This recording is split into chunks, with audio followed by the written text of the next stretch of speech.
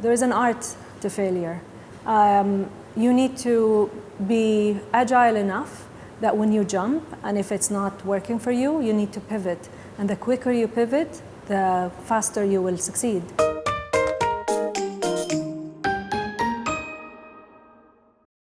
Discuss Balinca's approach to making knowledge around finance accessible and enjoyable. So what we found was that many people are afraid of finance and they feel shame that they don't know finance. The funny thing is that nobody teaches finance in school. And then suddenly, once you graduate from university, you're expected to know finance because every decision in business and in life has a financial impact. So what we have found is that we wanted to bridge the gap between how business and finance is taught, which is very theoretical and dry, and we wanted to make it practical for people who don't come from finance background and also for people who are in the finance industry, but they wanted to see the whole business running together.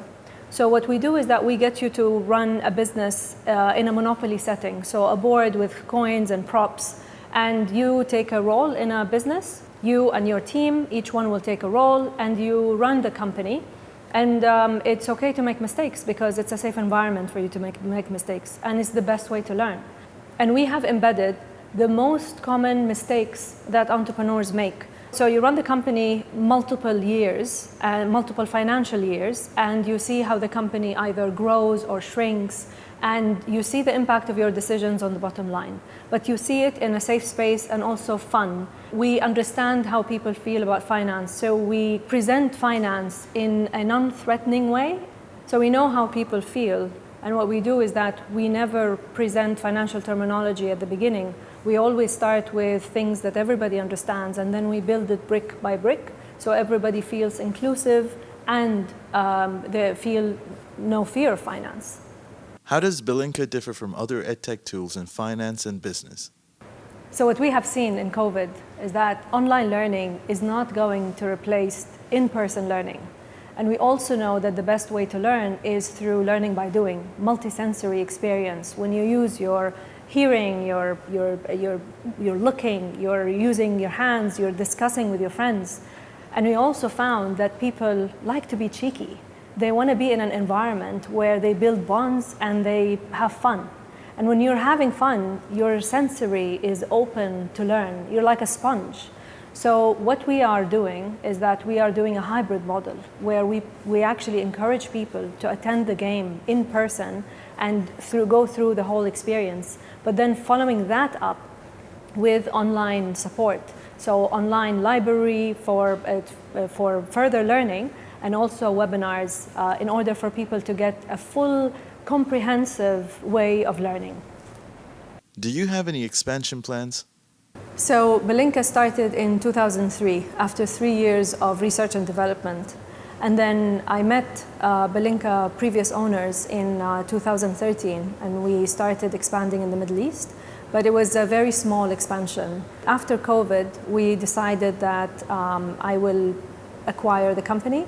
So I acquired the company in 2021, and now it is a Saudi-owned and based in the Middle East and expanding globally.